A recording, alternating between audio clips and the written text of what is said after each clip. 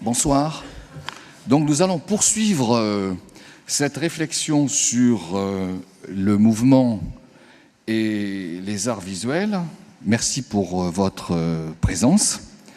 J'interviens ce soir avec mon ami Raphaël Mandressi, qui est chargé de recherche au CNRS et qui est spécialiste de l'histoire de la médecine et plus particulièrement de l'histoire de l'anatomie. Je suis très heureux d'intervenir avec lui. Je suis d'autant plus heureux que nous collaborons tous les deux et également avec Thierry Pillon, que l'on entendra lors de la 4e séance. Nous collaborons tous les deux à ce séminaire d'école des hautes études qui s'intitule « L'histoire du corps ». Objet, méthode. Ce séminaire a lieu le jeudi, exactement à la même heure que ce soir. Et il se trouve du coup que les étudiants qui participent à ce séminaire se trouvent ici. Je les salue chaleureusement. Et je remercie bien entendu les responsables du Louvre, à la fois de nous autoriser d'intervenir à plusieurs et de nous autoriser d'avoir la présence de ces étudiants. Alors, un mot sur la séance de ce soir. Le problème, c'est donc les savoirs qui peuvent inspirer le peintre, savoirs qui ont évidemment de l'histoire, qui ont changé. Et c'est autour de 4 thèmes que nous intervenons, qui se trouvent sur l'écran. Le premier, c'est la question de l'anatomie et du savoir que l'anatomie peut donner. Le second, c'est plus largement le problème de la théorie du mouvement, c'est-à-dire la vision mécanique, non mécanique, etc. Le troisième, c'est l'obstacle que le regard continue de faire peser sur la façon dont le peintre évalue le mouvement. Et le quatrième, c'est bien entendu le fait qu'avec l'histoire, des outils se sont constitués pour rendre ce regard à la fois plus précis et plus appareillé. Mais ce qui domine quand même dans notre propos, c'est bien entendu la résistance que le mouvement offre à ce regard. Et ce qui domine aussi, ce sera une partie de notre conclusion, c'est le fait que malgré la disposition de savoir que les appareils ou que la technique peut donner, le peintre reste évidemment totalement inventif et sans doute transgressif par rapport à la réalité, ce qui fait le cœur de son génie et ce qui fait le cœur de son projet. Je donne tout de suite la parole à Raphaël, que je remercie d'intervenir avec moi. Merci beaucoup. Je remercie à mon tour non seulement toutes les personnes que Georges vient de remercier, mais Georges lui-même de me permettre d'être ici.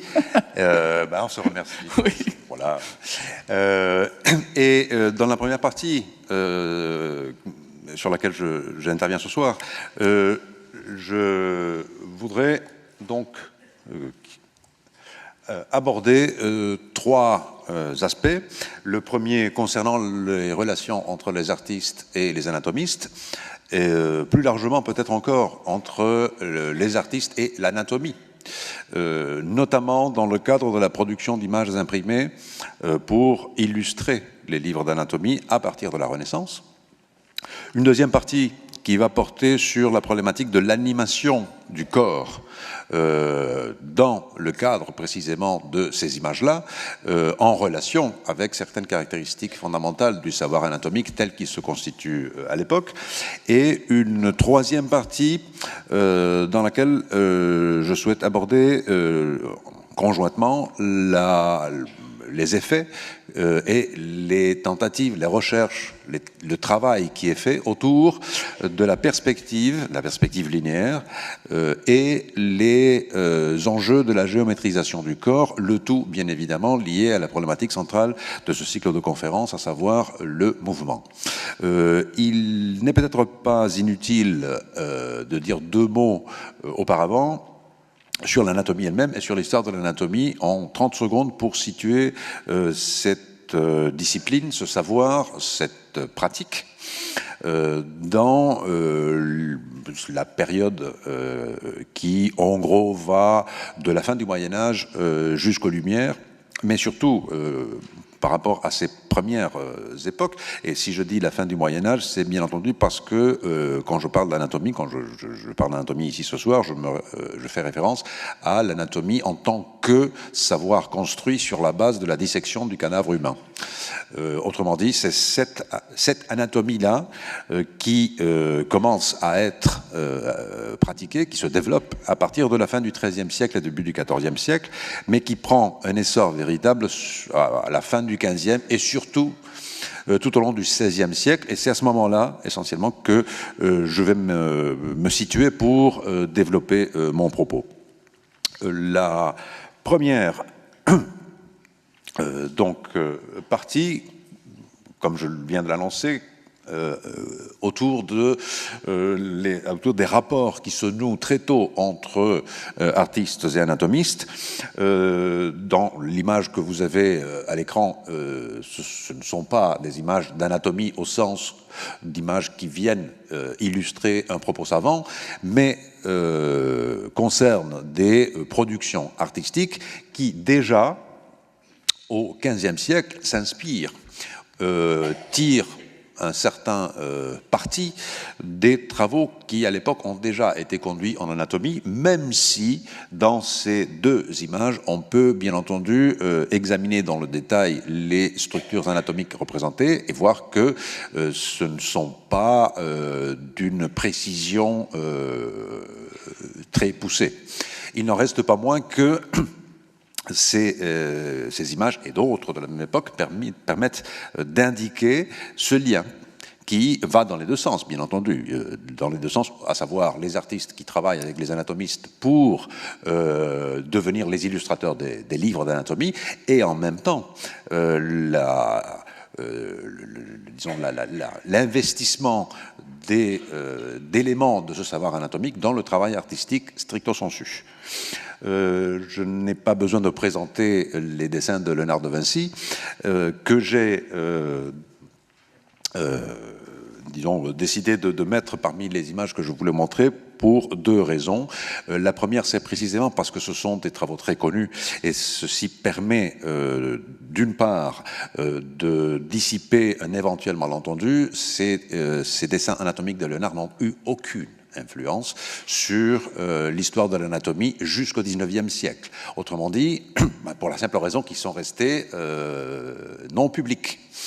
Ceci étant, on peut bien évidemment s'intéresser à eux en tant que tels, mais non pas en tant que partie d'une histoire plus longue qui serait celle de l'anatomie. Si on met l'accent sur ces dessins anatomiques en tant que tels, on peut toutefois remarquer que on a une préoccupation de Léonard qui consiste à non seulement cerner les structures anatomiques du corps, mais à le faire en relation avec ce qu'on peut éventuellement déceler comme un intérêt non pas mécanique, mais qui annonce en quelque sorte un regard sur le corps dans l'articulation de la tension musculaire, de l'amorce d'une dynamique, dans un registre qui n'est pas, qui ne se désintéresse pas du poids ou des appuis. Il en est de même dans ces autres dessins de Léonard de Vinci que je vous présente. Surtout, ceci est surtout très, très évident, à mon sens en tout cas, dans les dessins qui concernent les membres, autrement dit les bras, les jambes. Peut-être plus évident que dans d'autres dessins anatomiques. On a des œuvres de Léonard de corpus qui ne sont pas anatomiques, où les choses peuvent également être vues.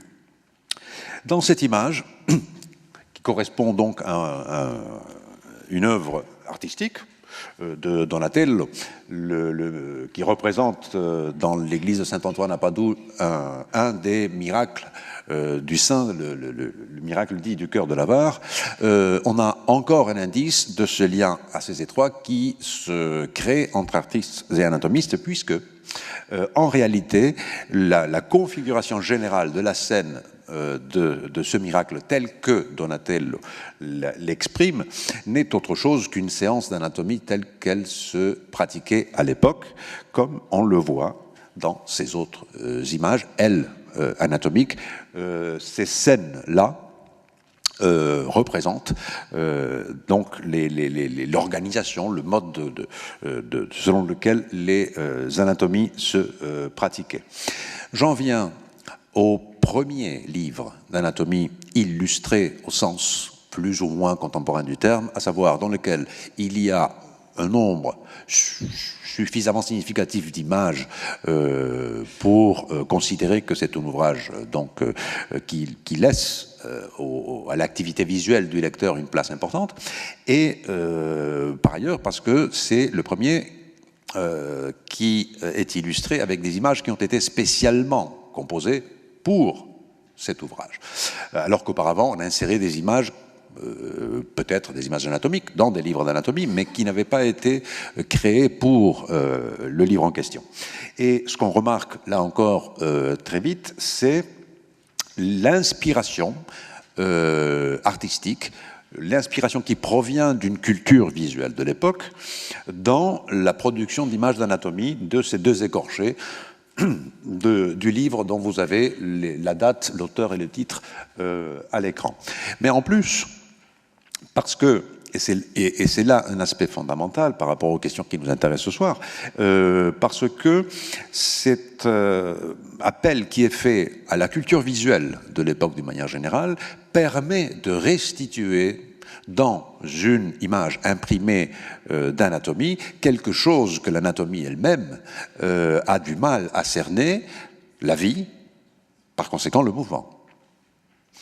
C'est l'introduction d'aspects concernant le mouvement par le biais d'une inspiration dans une culture visuelle, notamment artistique, qui est en jeu très tôt, là, depuis les années 20 du XVIe siècle, encore une fois, dans un livre qui est très important à ce titre, comme pour bien d'autres aspects. Ceci ne fait que se développer et se confirmer dans le grand traité d'anatomie d'André Vézal, publié à Bâle en 1543. C'est probablement le plus célèbre des livres de médecine jamais imprimés. Et la qualité des illustrations est bien meilleure que dans le cas précédent sur le plan technique, mais le parti pris, la structure qui est présentée de ces corps-là relève de la même démarche. Autrement dit, l'inscription dans une image d'anatomie d'un mouvement qui ne provient pas du scalpel, si j'ose dire, mais du regard de l'artiste, en l'occurrence un artiste qui est par ailleurs responsable de ces images-là. On ne connaît pas son identité, il y a quelques hypothèses, mais on est parfaitement sûr que c'est quelqu'un de l'entourage de l'atelier du Titien à Venise, celui qui a réalisé les illustrations de ce livre, dont je vous donne deux autres exemples d'une même série qui concernent les écorchés. On retrouve toujours au XVIe siècle, le même motif, le même registre, plus ou moins réussi sur le plan de la qualité technique, mais aussi sur le plan de la visualisation des structures anatomiques qu'on veut montrer. Vous voyez bien dans ces images que la partie strictement anatomique, finalement, est très réduite pour, disons, donner satisfaction à la volonté de représenter une figure entière qui est elle-même tirée d'une œuvre d'art, encore une fois, avec souvent, pas toujours, cette allusion, ou parfois même plus qu'une allusion, à une dynamique possible qui provient justement de l'original. Et ici, pour donner plus précisément le cas, j'ai mis en regard une image du même traité de Charles Estienne, donc, avec la gravure originale dont l'illustration anatomique a été tirée. Et vous voyez comment la partie anatomique stricto sensu a été insérée par superposition d'une gravure, d'un bloc de bois carré, à l'endroit où on veut indiquer, montrer les parties anatomiques en question. Et le dernier dans la série sur le plan chronologique que je veux vous montrer, ceci se poursuit, c'est une véritable tradition iconographique. On a quelques éléments de différenciation qui relèvent de changements dans la sensibilité esthétique, dans la culture visuelle, mais de toute façon, comme vous pouvez l'apprécier, la disons, modalité de production des images anatomiques imprimées dans les livres reste globalement la même. Je ferai remarquer qu'ici, la problématique du mouvement, les torsions que vous voyez, qui concernent aussi disons, le rendu des muscles, n'est pas totalement satisfaisante. Et Georges Vigarello va y revenir par la suite à propos de la manière dont les choses se feront éventuellement de plus en plus satisfaisantes à ce sujet. Je fais remarquer de toute façon qu'une partie de la dynamique de ces images est constituée par ce drapé qui se confondent parfois avec les couches musculaires dont les individus se dépouillent eux-mêmes en quelque sorte. Donc voilà une anatomie animée, relevant d'un principe qui à l'époque date d'au moins un siècle et qui devient de plus en plus intéressant par la finesse du travail esthétique. La voie que je vous montre ici est une voie qui n'est pas contradictoire, qui est en quelque sorte dans le même registre, qui consiste à transformer des sculptures antiques en images anatomiques. Le torse du Belvédère, qui a eu un moment de très grande célébrité lorsqu'il a été redécouvert à Rome au XVIe siècle, inspire par exemple des planches comme celle de Vézal que vous avez à côté du torse du Belvédère, et puis ensuite, comme ici, dans le cas de ces autres images du même traité. Encore une fois, ce qu'on peut apprécier, c'est que toujours quelque chose qui puisse avoir un lien quelconque avec la problématique du mouvement vient d'ailleurs. Elle doit être importée à l'intérieur du savoir anatomique et en particulier à travers de ces stratégies de visualisation. Juste pour faire encore une allusion à la sculpture antique et en l'occurrence à une caricature du Titien très liée d'amitié et même professionnellement à André Vézal, dans une intervention de Titien à propos d'une polémique qui consistait à savoir si Galien, au IIe siècle de l'ère chrétienne, avait ou non disséqué des êtres humains ou s'il s'était contenté de singes. Et l'intention de la caricature de Titien, c'est de dire que si on se fiait au texte de Galien, le Laocoon se présenterait comme cela. Dans les circulations entre artistes et anatomistes, je vous montre encore un exemple qui me paraît extrêmement intéressant. C'est un traité d'anatomie qui a été publié à Rome en 1556 dans sa première édition en espagnol par un anatomiste espagnol illustré par un artiste espagnol du nom de Gaspar Becerra. Ce Gaspar Becerra avait, dans ces années-là, travaillé en collaboration avec Michel-Ange lorsque Michel-Ange travaillait, lui, dans les fresques de la chapelle Sixtine. Ce n'est pas sans doute un hasard si le motif de l'écorché de cette planche du traité de Juan Valverde rappelle Saint-Barthélemy du jugement dernier de la chapelle Sixtine. Le couteau dans la main, la peau qui vient de lui être enlevée ou que lui-même a enlevée dans l'autre main, en reprenant un motif, là encore, de circulation entre image anatomique et image artistique, puisque l'écorchement est que ce soit celui de Saint-Barthélemy ou celui de Martias, comme ces deux tableaux, est un motif récurrent dans les livres d'anatomie à partir de cette époque. Mais si on reprend cette image, on voit qu'elle est par ailleurs inspirée aussi par le Persée de Cellini, notamment pour ce qui est, bien entendu, des appuis de la manière de disposer le corps dans ce qui, n'étant pas à proprement parler un mouvement, est quand même une dynamique qui quelque part circule à l'intérieur du corps. On a ce genre comment dire, de torsion, de spirale, comme on voudra les identifier, qui permet en quelque sorte de penser à une virtualité d'un mouvement, même si le mouvement à proprement parler n'est pas là. J'en viens à ma deuxième partie, qui consiste à s'interroger sur l'anatomie animée, avec un point d'interrogation, précisément à partir du moment où les images que l'on vient de voir, qui sont à peine une poignée d'un corpus riche de dizaines de milliers d'images,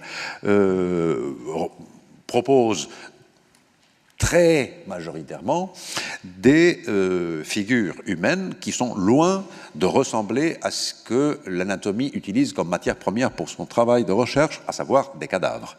Je l'ai dit, c'est le regard de l'artiste, c'est la main de l'artiste qui intervient dans ce processus et qui, en quelque sorte, revient à contredire la réalité concrète de l'inspection oculaire du corps humain et de sa manipulation du corps humain mort sur une table de dissection, en transformant ces données de savoir en images qui, disons, diffèrent considérablement de l'objet que l'on aurait pu choisir de représenter, ne serait-ce que par le petit détail que l'un est mort et l'autre animé, sinon vivant.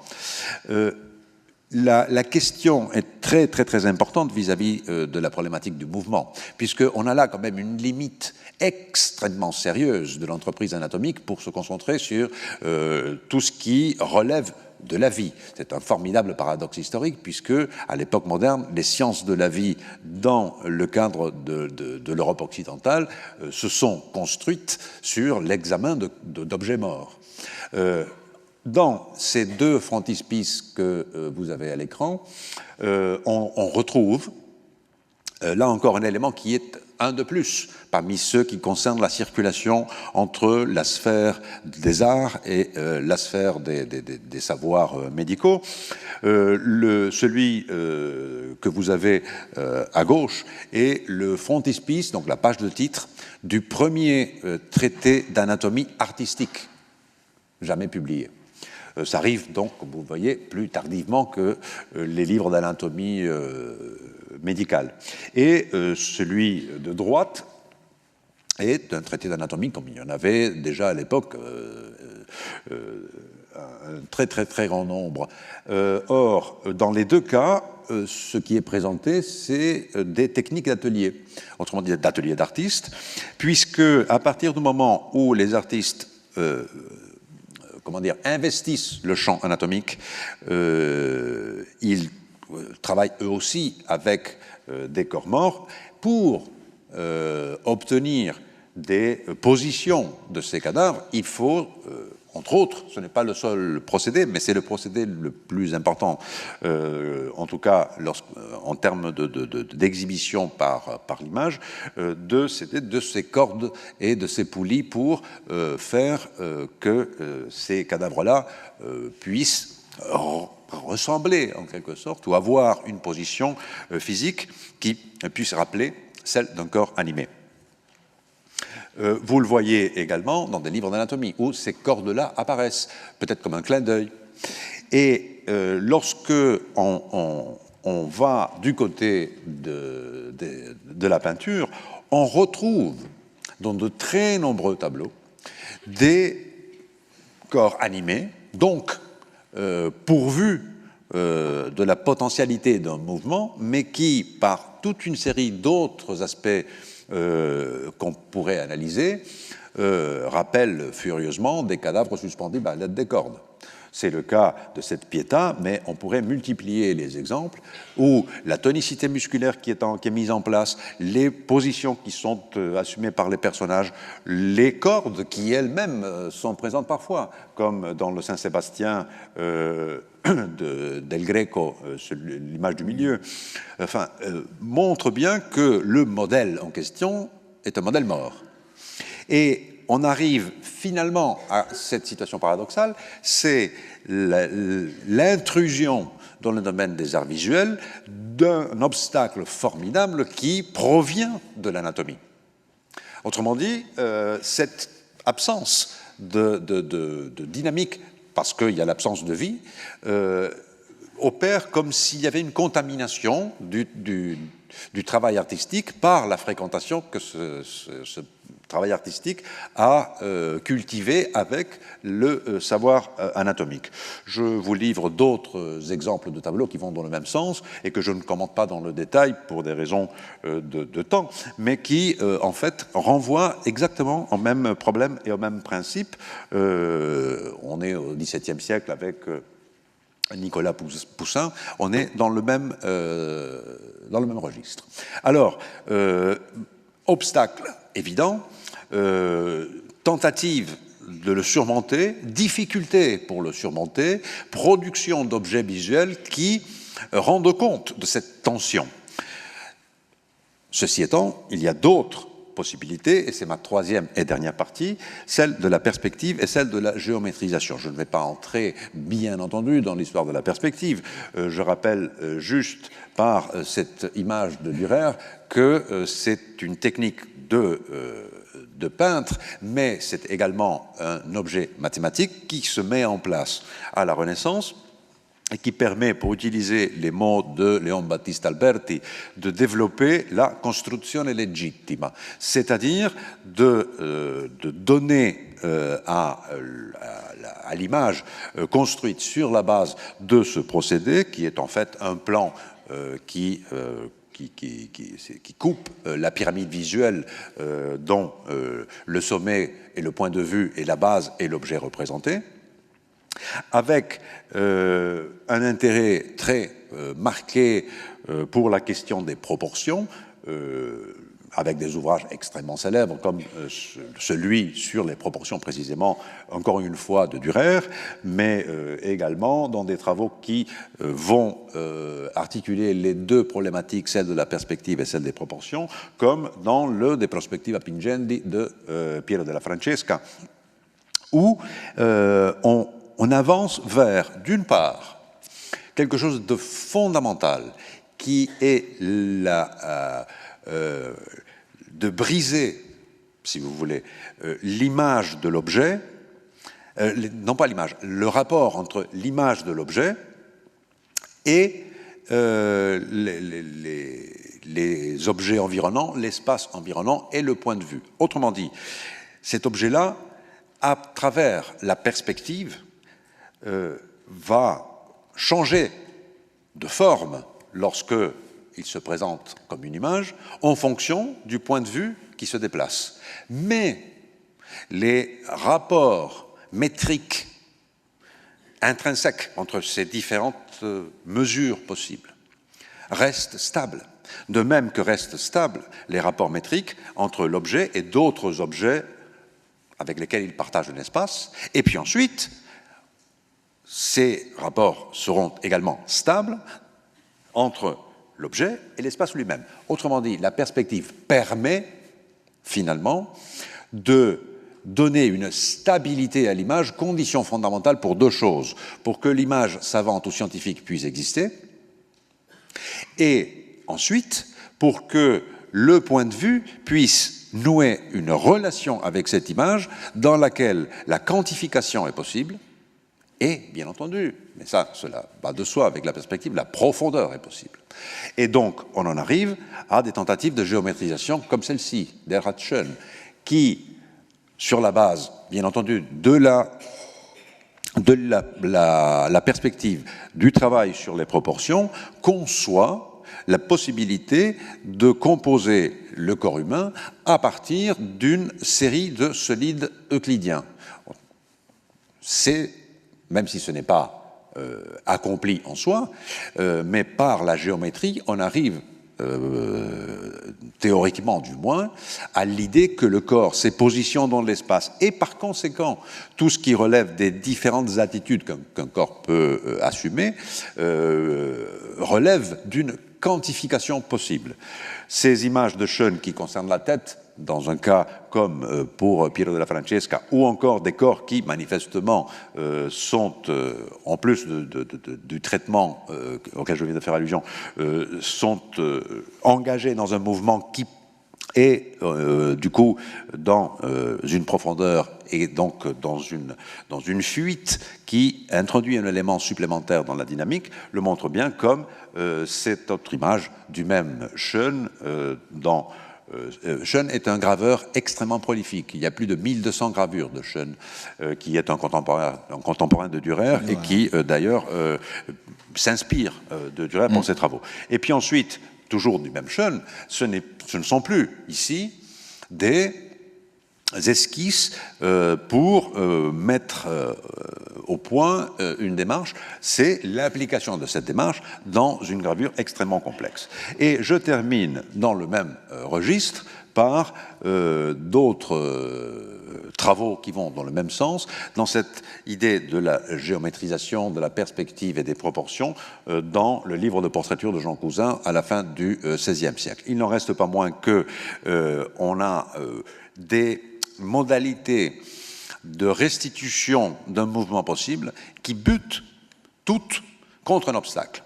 Et ce sont en partie ces obstacles, ceux auxquels Georges va faire allusion maintenant. Très bien. Merci infiniment, Raphaël. Donc on continue, on se déplace.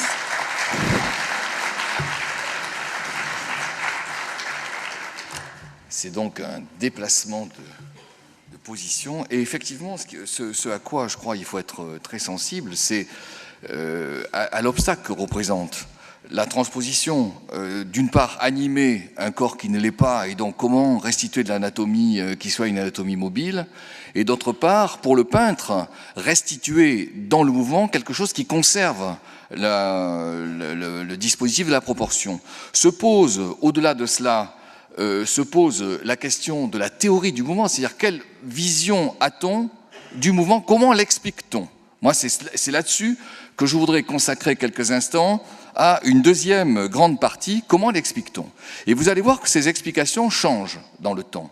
Elles changent, et à chaque explication, il y a une difficulté dans la représentation. Je vais essayer de m'expliquer rapidement. Donc, il y a dans ces explications au moins trois avant d'en arriver à l'explication mécanique, c'est que le mouvement, c'est une histoire de levier, si vous voulez, mais c'est pas du tout comme ça que se le représentent les hommes de la Renaissance, dans la mesure où ils n'ont pas vraiment l'image de la mécanique et l'image des leviers qui émergent au XVIIe siècle. Ils ont une vision complètement différente, les hommes de la Renaissance. Ils ont une vision selon laquelle le mouvement juste, le vrai mouvement, c'est celui qui doit représenter ce qui est, aux yeux des gens de la Renaissance, le mouvement parfait, c'est-à-dire le mouvement des astres, le mouvement des cercles, les grands cercles du ciel, ce qui donne quelque chose qui renvoie à une vision cosmogonique. Mais au niveau de la représentation du mouvement, ça a des conséquences extrêmement concrètes. Exemple, ce qui ne se comprend pas, cette image ne se comprend pas, si on ne passe pas par l'explication que je viens de donner de façon extrêmement rapide, et qui est la suivante. La vérité du mouvement pour les hommes de la Renaissance, c'est la vérité du ciel. C'est le rapport que doit observer le bas monde avec le grand monde, le cosmos et le microcosmos. Et si c'est la vérité du ciel, ce sont les mouvements du ciel qu'il faut respecter. D'où dans ce livre d'épée, qui est un livre absolument magnifique, qui est le plus beau livre d'épée qui ait été publié dans le monde, dans l'époque moderne, c'est-à-dire 16e, 17e et même 18e siècle, qui est le livre de Gérard d'Anvers, publié en 1629. C'est tardif par rapport à la Renaissance. 1629, l'Académie de l'épée. Quel est l'objet? L'objet, c'est le mouvement vrai. C'est le mouvement des astres. Et c'est le mouvement que l'on représente au sol. Vous voyez? C'est celui qui est, que je retrouve mon système, c'est celui qui est là. Le véritable mouvement, c'est là. Et du coup, celui qui porte sur l'épée devient relativement secondaire, dans la mesure où les coups portent pour nom des noms qui sont des noms géométriques. Par exemple, le coup du triangle, le coup du cercle, le coup du quadrangle, etc. Donc, on voit là la difficulté qu'il y a à représenter le mouvement de l'épée. Pourquoi? Parce que l'objet qui reste parfait, c'est le mouvement du ciel que le corps a évidemment le plus grand mal à restituer. Ce qui renvoie aussi à une obsession géométrique, qui est il faut représenter des triangles, des quadrangles, etc. D'où cette position dans un livre qui est également un livre du début du XVIIe, qui est de Pluvinel, un livre magnifique en termes de gravure, qui s'appelle Le Manège Royal, et Pluvinel, c'était l'écuyer de Louis XIII. C'est un livre publié en 1622 très précisément. Alors, il est totalement curieux ce livre, parce que l'image idéale, c'est quoi? Eh bien, il faut que la tête constitue la pointe d'un carré qui passe par le sommet de la tête du cheval ici l'articulation du cheval de la patte, et ici la croupe, vous voyez, c'est imprécis, et il faut qu'un carré soit respecté. Évidemment, par rapport au système des forces, par rapport au système des dynamiques, c'est très loin. Mais c'est très loin parce que la vision que l'on a, au début du XVIIe encore pour ces auteurs, c'est une vision cosmogonique qui renvoie au rapport microcosme-macrocosme. Progrès, mais évidemment, progrès même chez les peintres et les auteurs qui se situent avant. J'avais longuement exposé les images de Léonard. Alors c'est un autre problème que je vais exposer par rapport à celui qu'indiquait Raphaël tout à l'heure. Les images de Léonard que je montrais tirées du traité de la peinture, qui sont déjà pré-mécaniques, c'est-à-dire que Léonard est conscient quand même, sans rentrer dans une problématique des leviers, sans rentrer dans une problématique des calculs de force, il est conscient quand même des problèmes que posent les appuis, des problèmes que posent certains types de forces par rapport à d'autres. Et cette image, je la trouve, moi, c'est la seule que je vais vous montrer du livre de Léonard, qui en fait était manuscrit à la fin du XVe siècle. Il a écrit dans les années 1480 et il est resté longtemps dans la Bibliothèque Vaticane. Il n'est publié en France qu'au XVIIe. Ils sont, je vous l'ai dit, je le répète, des images de Poussin. En quoi cette image est-elle intéressante? Eh bien, vous avez un personnage qui tire et un personnage qui pousse, et celui qui tire et qui se trouve à votre gauche a le pied beaucoup plus proche de la colonne que celui qui pousse, qui a le pied plus loin. Vous voyez, il y a une conscience chez Léonard qui pose déjà des problèmes que je qualifierais de pré-mécaniques, de même qui s'intéresse plus ou moins aux verticalités, etc. Mais bien sûr, ce n'est pas encore le problème des leviers, des types de force, des calculs de force. On ne sait pas quelle est la force exercée. Néanmoins, c'est à un certain sens plus intéressant que Pluvinel ou Gérard d'Anvers, dont je parlais tout à l'heure. Autre image, et ce sera la dernière que je montrerai en termes de pré-mécanique, c'est une image, à mes yeux, totalement mystérieuse. Et c'est une image passionnante, qui date du XVIe, qui est publiée par Camillo Agrippa dans un traité qui n'a pas eu de traduction en français, qui s'appelle Trattato di Scienza d'Arme. C'est publié à Venise en 1568. Pourquoi cette image est-elle passionnante? Parce qu'elle fait penser aux images que vous connaissez tous, de Muybridge ou de Marais, à savoir comme si Agrippa était parvenu à séquencer le mouvement, vous voyez, avec une différence qui porte sur chaque instant du mouvement. En fait, je ne crois pas. C'est à interpréter, parce qu'il ne l'explique pas, Agrippa. Moi, je ne crois pas. Je crois simplement qu'il essaie d'inventer des sortes de modèles mathématiques avec des cercles ici, que l'on retrouve très compliqués dans cette image de droite, que je ne parviens pas à m'expliquer, je ne vous le cache pas. Je crois qu'Agrippa a le sentiment, effectivement, qu'en fléchissant l'épée, en fléchissant la jambe, vous voyez, l'épée peut s'avancer, mais très franchement, j'ai du mal, alors c'est encore à discuter, c'est un sujet à mon avis théorique, épistémologique si vous voulez, j'ai du mal à penser qu'il a vraiment une image qui serait celle de la pré-photographie, vous voyez, ou de la photographie, je ne pense pas. Et c'est très difficile à expliquer, c'est la seule. C'est la seule que je connaisse qui soit représentée sous cette forme au XVIe siècle. Et puis bien sûr, vous avez ensuite, troisième point de ma théorie du mouvement, vous avez bien entendu la mécanique. Mais la mécanique telle que nous l'entendons aujourd'hui, c'est-à-dire les forces, les leviers, les appuis, le polygone de sustentation, c'est-à-dire le cercle au sol, que le point d'appui ne doit pas, que le centre de gravité du corps ne doit pas dépasser pour que l'équilibre soit maintenu, ça n'apparaît qu'à la fin du XVIIe. Alors je suis désolé parce que je sors apparemment de la peinture, mais je le fais pour montrer quels sont les outils dont la peinture dispose pour représenter des mobilités. Je sors de la peinture, je traite ici, je montre une image d'un traité de mécanique, mais d'un traité de mécanique qui met en jeu l'espace physique. Ça s'intitule De motu animalium, du mouvement des animaux. Alors, il faudrait le commenter très longuement, ça mérite, je dirais, une séance à soi tout seul. Vous voyez que la représentation du corps ici, c'est une représentation qui maintient l'enveloppe, alors que là, vous avez au contraire les leviers. Là, vous avez des dessins de leviers. Le cheval reste très global, mais néanmoins, la question de Borelli, c'est en quoi et comment y a-t-il des forces, et comment ces forces s'appliquent-elles sur les leviers. Ça veut dire des choses très précises. Ça veut dire que, par exemple, dans un levier, je montre l'image suivante, dans un levier qui serait celui-ci, vous voyez, ici, si le poids se trouve loin du centre de rotation, il est beaucoup plus difficile à soutenir. Donc on entre dans des considérations qui mettent en jeu de la force et qui mettent en jeu du levier. De même, dernière remarque que je voudrais faire, celui qui plie ici, l'homme qui plie, davantage de poids à droite, aussitôt la verticale de l'appui se trouve quasiment en avant du pied, alors que dans l'autre, où le poids est moindre, se trouve en arrière du pied. Voilà ce que Borelli est censé offrir au peintre. Or, la question, c'est qu'est-ce que le peintre peut faire de tout ça? Vous voyez, ça, c'est une question fondamentale. Et ce sera ma troisième partie. Qu'est-ce que le peintre, alors qu'il dispose d'un certain nombre de savoirs qui sont plus ou moins précis, qui comportent de l'imaginaire, que peut-il faire? Le peintre, lui, qui ne voit pas jusqu'au bout. C'est-à-dire que c'est quelqu'un qui... Comment peut-il percevoir la position d'un cheval au galop? C'est tellement instantané, c'est tellement faible en termes de durée.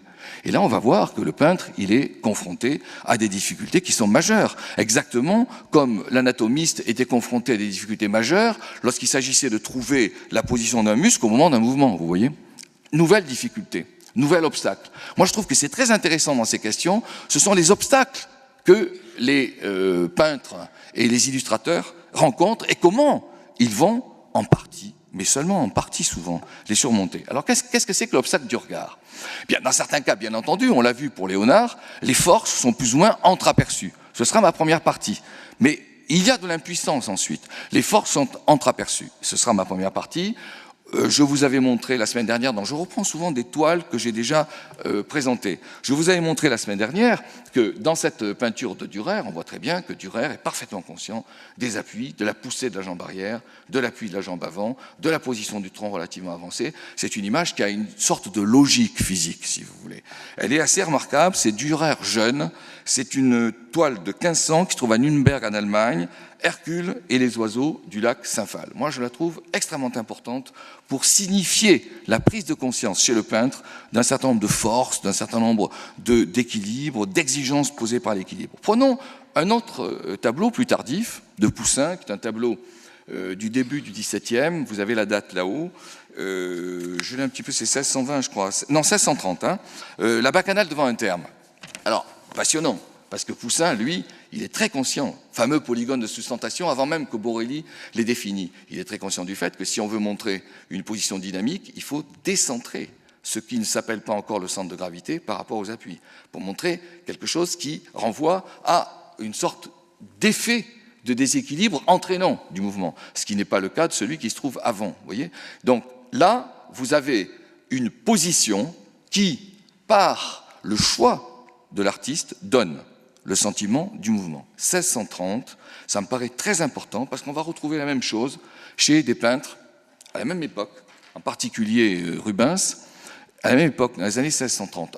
Un Rubens plus mature qu'il ne l'était lorsqu'il peignait les grandes toiles que vous connaissez qui se trouvent ici dans la galerie Médicis. Alors, je passe très vite sur cette toile parce que elle est très connue, c'est la danse de Vénus. Je passe très vite à ce sujet, sa fête même de Vénus, 1636. Ce qui m'a intéressé, pourquoi je l'ai retenu, parce que un auteur récent montre, en réinstituant des cercles, montre qu'il y a chez Rubens apparemment une Vandelper, cet auteur s'appelle. Rubens, c'est la modernité.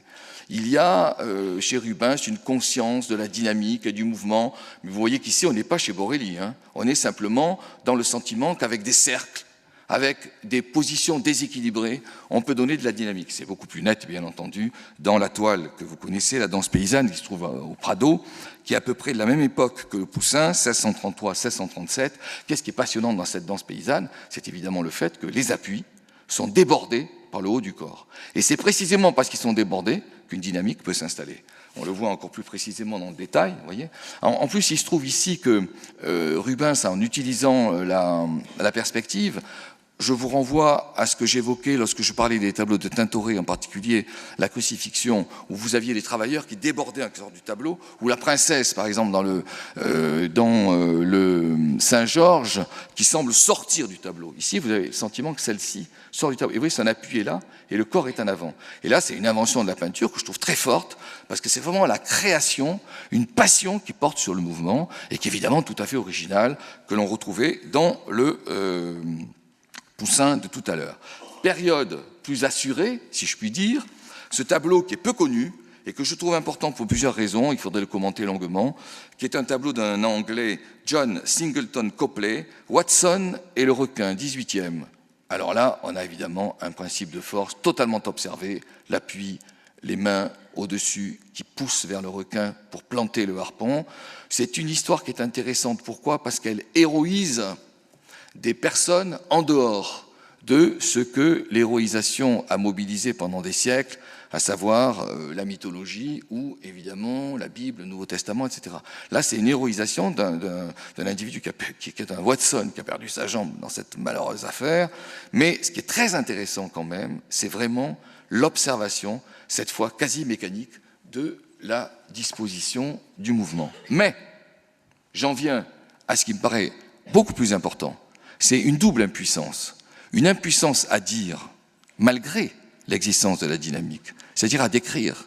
Dites-moi comment se passe le mouvement. Ceux qui tentent de le décrire, parfois, ont le plus grand mal. Et je voudrais prendre un seul exemple, pour des raisons de temps, mais c'est vraiment une donnée très importante dans la question du rapport entre le mouvement et le mot. Je voudrais donner cet exemple-là. C'est tiré d'un livre qui est postérieur au livre de Borelli. Thévenot, L'art de nager, 1691. Borelli, c'est 1680. L'art de nager. Alors, Thévenot décrit les diverses nages sur le dos, sur le ventre, sur le côté, etc. Et, à un moment donné, dans cette gravure, la gravure 34, il dit, pour plonger sous l'eau à partir de la surface, que faut-il faire ? Il faut regarder l'image. Et il n'explique pas. Parce qu'il ne peut pas. Parce qu'il ne sait pas. Vous voyez ? C'est ça que je trouve très intéressant dans la question du mouvement, de l'explication et du mot. Il ne sait pas. Alors on pourrait continuer longuement, mais il y a non seulement une impuissance à dire, mais il y a une impuissance à voir. Et c'est sans doute parce qu'il y a une impuissance à voir qu'il y a une impuissance à dire. Et c'est ça le problème du mouvement. Alors je vais prendre un exemple qui précède largement mon propos et qui est tiré de Muybridge, qui lui, grâce aux photos, longuement à expliquer Muybridge, mais grâce aux photos, parvient à séquencer très précisément le mouvement, et vous allez voir quelque chose qui ressemble à Agrippa, dont je parlais tout à l'heure, mais qui bien entendu est beaucoup plus informé qu'Agrippa. Muybridge installe son dispositif de la manière suivante, un appareil de photo tous les X centimètres ou mètres, et il fait passer un cheval devant les appareils de photo qui se déclenchent au moment du passage. Et donc vous avez du coup des photos qui correspondent à l'infime du mouvement. Ça donne ceci, le galop. Voilà. Alors le galop, on voit bien qu'il n'existe que si les pattes avant sont dissociées, que si les pattes arrière sont dissociées, elles ne sont jamais réunies ensemble. Et elles sont de surcroît à l'amble, c'est-à-dire que lorsque une patte droite avant est avancée, c'est la patte arrière gauche qui est reculée, vous voyez ? Voilà. Donc, ce n'est pas synchrone. Image apparemment confirmant. Cette peinture magnifique, là encore, je la commenterai dans une autre situation, dans une autre séance, cette peinture magnifique de Charles Quint, de Titien, qui est une peinture de 1548 et qui se trouve au Prado. Alors, apparemment, il a observé la réalité, c'est-à-dire, c'est apparemment un galop. Mais ce n'est pas vraiment un galop, dans la mesure où la tête du cheval est inclinée, elle n'est pas levée. Mais enfin, il y a une dissociation. Or, la plupart des représentations classiques du galop ne représentent pas la dissociation. Il y a une impuissance à voir. C'est ça que je voudrais souligner. Donc je reprends des peintures que j'ai déjà montrées, le Carpaccio, le Saint-Georges Carpaccio qui se trouve à la Scuola di Schiavoni à Venise. Qu'est-ce qui se passe ? Eh bien, les pattes sont ensemble. Alors vous allez me dire, mais c'est un saut. Moi, je ne trouve pas toujours que c'est un saut. Je ne suis pas sûr que ce soit un saut. Vous allez me dire, il se cabre. Il se cabre absolument pas. C'est vrai que quand il se cabre, les deux pattes sont ensemble. Il ne se cabre pas. Il est dans sa course. Le cheval est dans sa course. Le principe de force est magnifique. avec le soutien ici de la lance, et la lance inclinée, c'est ce que je vous montrais, l'inclinaison, ce que je vous montrais la séance dernière, l'inclinaison du tronc, tout ça est magnifique, mais néanmoins, ici, il y a véritablement un problème, et ce problème, vous allez le trouver de façon récurrente dans l'ensemble des représentations du galop. Ici, le fameux Altdorfer que j'ai déjà présenté, le combat entre Alexandre et Darius, qu'est-ce que ça donne? Vous voyez, les pattes identiques, etc. Je passe très vite, c'est pas la peine de m'attarder. De même dans le Tintoret, les deux pattes ici. J'en viens à la course. Et je reprends évidemment des images qui utilisent la photographie. Que voit-il? Le mouvement, le bras qui est avancé est avancé d'un côté, et c'est la jambe de l'autre côté qui est avancée. Les bras ne sont pas très avancés vers l'avant, etc. Bon. Qu'est-ce qu'on voit dans la course? Prenons le Uccello que j'avais déjà montré pour une autre raison. Au passage, dans le Uccello, il y a d'ailleurs une image d'un corps mort qui est très intéressante parce que c'est une image qui prend en compte la perspective, elle est restreinte. Bon, ça concerne les questions qu'évoquait tout à l'heure Raphaël. Mais qu'est-ce qui nous intéresse ici? C'est l'homme qui court là-haut. Et l'homme qui court, eh bien, il ne représente pas vraiment une course. Vous voyez, il a un bras qui n'en finit pas de passer vers l'avant, parce que l'homme qui court, c'est difficile de le représenter. Ça dure un quart de seconde, chaque position de geste. Idem ici. C'est une image superbe, ça, parce que elle est du 16e et on a le sentiment que la pompe était déjà inventée, etc. Bon, ce serait un autre commentaire. Hein. Je peux pas mélanger, je ne veux pas mélanger. Mais si vous prenez les positions de course, elles sont totalement imaginaires, totalement imaginaires. De même, celle-ci, magnifique, Guido Reni, 1620. Guido Reni, que représente-t-il? Il représente, en fait, un épisode des métamorphoses d'Ovide. Cet épisode, en 2 mots, c'est le suivant. Atalante est une femme qui court extraordinairement vite et elle domine, et donc elle a en plus du mal elle est trop dominante vis-à-vis des hommes, et donc elle considère qu'elle peut trouver un mari si ce mari court plus vite qu'elle. Bon. Or, il n'y en a pas. Et Vénus intervient en donnant une astuce à Hippomène, qui est ici, et en suggérant, en donnant à Hippomène des pommes d'or. Et Hippomène verse dans la course, qui serait au fond une sorte de course devant le Colisée à Rome, vous voyez, verse des pommes d'or à Atalante, qui en se penchant perd. Pourquoi cette image est intéressante? Parce que Hippomène est en train de gagner à la course. Imaginez ça représenté sur un stade. C'est totalement invraisemblable. Et il se trouve que dans l'histoire de Ovide, vous avez le public qui applaudit. Donc c'est bien, en théorie, un stade. Et pour des raisons diverses d'ailleurs, pour des raisons qui sont liées au fait qu'il y a une difficulté à représenter l'instant, pour une raison qui est liée aussi au fait que Hippomène, je veux dire, pardon, du coup, je confonds les... je confonds. C'est pas Hippomène, c'est Guido Reni. Guido Reni, en représentant Hippomène, veut surveiller l'esthétique. Et le moment de la course semble en contradiction avec l'esthétique. Donc il est pris entre 2 difficultés, vous voyez. D'un côté, maintenir l'esthétique, et d'un autre côté, représenter une réalité qu'il ne parvient pas à avoir. Et ça donne ce tableau qui est absolument somptueux, mais qui est totalement trahi, ou qui trahit totalement l'existence du geste. Même problème quand on pense au saut, cette peinture qui est absolument extraordinaire de beauté à mes yeux, dans la couleur, dans la restitution. Vous voyez, il y a un triangle ici qui monte doucement comme ça et qui repart comme ça. Il y a un vrai triangle là. De même que le tableau est plus grand, il y a des arbres aussi qui sont fondés sur des triangles. Et qu'est-ce qui est observé? C'est le principe évidemment d'une couleur somptueuse, différenciée. Le bleu ici d'Atalante n'est pas le bleu du ciel, c'est l'histoire d'Atalante et de Bacchus. Bacchus va sauter de son char pour secourir Atalante qui vient d'être abandonnée par Thésée. Donc ça renvoie à la mythologie. Les héros du XVIe sont aussi des héros mythologiques et pas seulement des héros de la Bible. Or, que se passe-t-il? Bacchus saute de son char. Écoutez, franchement, pour moi, c'est quand même pas un saut, vous voyez. Et là, on voit très bien à quoi le peintre est confronté. Alors en plus, chez lui, il y a la même exigence que celle qui existait chez Guido Reni. Il peint 50 ans auparavant. Quelle est cette exigence? Maintenir quelque chose qui soit parfaitement harmonieux.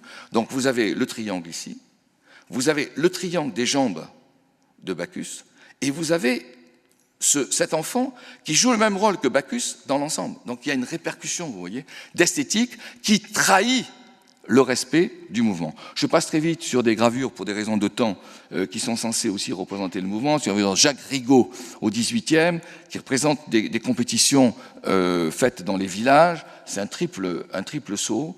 Alors, je vais vous le montrer plus en détail, mais en une seconde. Ici, c'est une position à l'amble qui, évidemment, est fausse, là, dans le départ.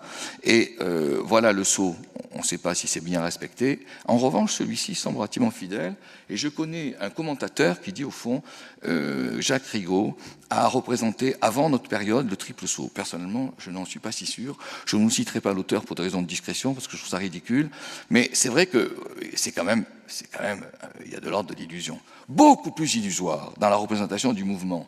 Cette gravure anonyme du début du 19e, 1801, qui se trouve dans un livre magnifique, le livre de Henri d'Allemagne, les jeux de force et d'adresse, publiés en 1880. C'est une gravure que je trouve très belle. Mais effectivement, si vous regardez dans le détail les positions des uns et des autres, elles ne permettent pas, à la limite, d'effectuer le geste qu'ils sont censés devoir effectuer. Vous voyez, ça, c'est pas une position de force du tout. Ici, on ne sait pas ce que fait celui-ci, etc. Donc, il y a du mal à restituer le mouvement dans ce que je pourrais appeler sa réalité. De même, cette présentation, à la même époque, c'est plus la paume, mais c'est le volant. Même illustrateur, il y a même deux volants qui se promènent dans le ciel. Difficulté à représenter très précisément, vous voyez. Donc, l'œil est un obstacle. Parce que le mouvement, lui, se passe sous une forme que l'on ne peut pas arrêter. Et il se passe d'une manière extraordinairement rapide. Idem, et j'en terminerai avec cette question, avec cette gravure d'Abel Grimmer. Je vous avais montré une autre gravure, un autre tableau d'Abel Grimmer. C'était le tableau du château avec les jeux qui se déroulaient à l'intérieur du château. Ici, c'est le patin. Mais si vous regardez quand même les positions de patin, elles sont un peu curieuses. Vous voyez, ça part un peu dans tous les sens, quoi. Mais c'est pas, je ne critique pas. Abel Grimmer fait un chef-d'œuvre. C'est magnifique ce qu'il fait en termes de couleur, en termes de subtilité, en termes de douceur. Mais par rapport à la question du mouvement, nous n'y sommes pas vraiment. Alors, dernier point, dernière partie de cet obstacle du regard, les caricatures. Les caricatures ont permis, ce serait très long, je ne veux pas expliquer les caricatures, ça n'en finirait pas, mais les caricatures ont permis de représenter avec une sorte de fidélité relative le mouvement parce qu'elle l'exagère, parce qu'elle permet d'accentuer en quelque sorte la dynamique. Et on le voit, cette image que je trouve très belle, qui est tirée du musée Philippon, l'invention de la silhouette. Moi, j'ai travaillé sur la silhouette récemment, l'invention de la silhouette. Et là, il exagère volontairement la montée de la jambe en restituant quelque chose qui est de l'ordre de la réalité et de l'illusion. On retrouve ici le galop, vous voyez, mais le sentiment de la vitesse est donné par l'homme qui bascule, l'homme ici, etc. Le coup, superbe gravure de Gustave Doré, tirée des Contes drôlatiques de Balzac, édition de 1855, où évidemment le coup n'est plus de l'ordre de la réalité. Le coup est tellement insistant que vous êtes condamné à y croire, même si on ne restitue pas la modernité, la réalité. Outil de la modernité, dernière partie, les peintres ont quand même trouvé des appuis pour mieux représenter ce qu'ils sont censés représenter, avec les appareillages. Alors les appareillages, je n'insisterai pas, vous les connaissez, c'est soit les appareils de photo placés longitudinalement par Muybridge dans les années 1880, soit cet appareil curieux et absolument fascinant à mes yeux, qui est le fusil photographique, qui a un barillet qui tourne avec une vitesse que l'on peut maîtriser, ce qui donne, quand le barillet tourne, une image prise tous les X temps, c'est-à-dire le dixième, voire même plus que le dixième, le cinquantième de seconde. Et si vous prenez quelqu'un qui court avec le cinquantième de seconde, vous avez à ce moment-là l'image qui est restituée avec une certaine fidélité. Vous voyez ce que l'œil ne vous permet pas de voir. Et théoriquement, l'artiste est aidé, je dis bien théoriquement. Alors, ça donne des nouveaux regards, par exemple sur la perche, ici. Alors, c'est passionnant comme histoire, ça, parce que vous imaginez bien, la Villenie aujourd'hui, il ne serait pas du tout comme ça. Donc, ce que je représente en même temps, il y a aussi une histoire du mouvement à l'intérieur même de ce travail. Vous voyez, c'est le saut à la perche tel qu'on le faisait en 1870. C'est-à-dire qu'il est ridicule. Mais néanmoins, D'ailleurs, on dira la même chose de la Villénie, peut-être en l'an 2080. Mais néanmoins, on a la différenciation des mouvements. Et ici, un saut en profondeur, ça rappelle Agrippa, mais c'est beaucoup plus précis qu'Agrippa, c'est le fait que le corps s'affaisse. Vous voyez, ça se plie insensiblement, et on peut donner des mesures, et on peut donner des temps. Parce que ce qui sépare chacun des traits, c'est évidemment un temps. Donc, le peintre est théoriquement aidé. Or, le peintre, que fit-il? Et ce sera mes 2 dernières images. Le nu descendant l'escalier. Voilà ce qu'il fait, le peintre. Alors vous allez me dire, mais évidemment, il y a une fidélité. Mais il y a une fidélité, et en même temps, il y a une fabuleuse liberté.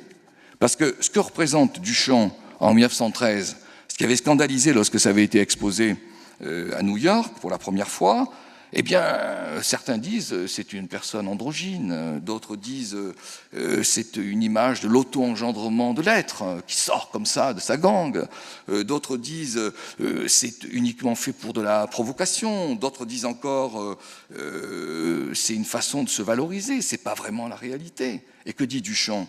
Duchamp dit la chose suivante: la peinture ne doit pas être exclusivement visuelle ou rétinienne, elle doit intéresser aussi la matière grise, notre appétit de compréhension.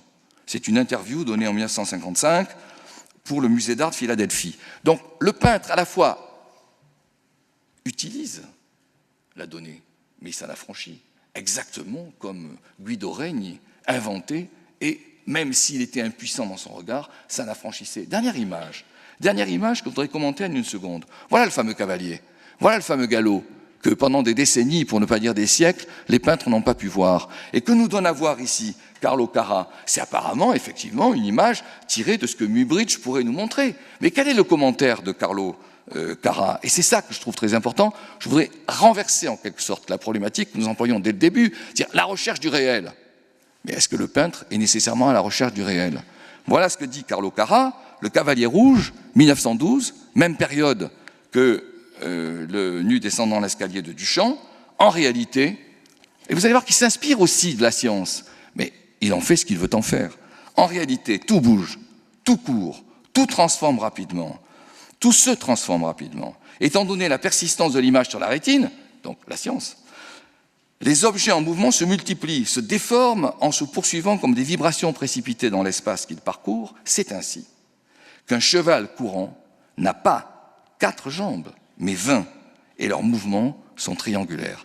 Et je voudrais terminer sur cette double notion, à la fois la résistance que représente le mouvement pour être mis en image, et en même temps la liberté que le peintre s'autorise pour donner de l'image qui nous émeut. Ma conclusion, notre conclusion à tous les deux, c'est les savoirs vont de l'anatomie à la mécanique. L'obstacle du regard relève évidemment de ce qu'est l'œil. L'appareillage a aidé le regard, il l'a changé, il l'a en quelque sorte totalement métamorphosé. Mais en même temps, dernier point, l'art demeure invention. Je vous remercie beaucoup pour votre attention. Je voudrais dire encore un mot. Je remercie beaucoup les personnes qui sont entrées en contact avec moi, qui m'ont donné des indications, qui m'ont fait part de livres existants, etc. Je tiens à les remercier chaleureusement. Et par la même occasion, je vous remercie.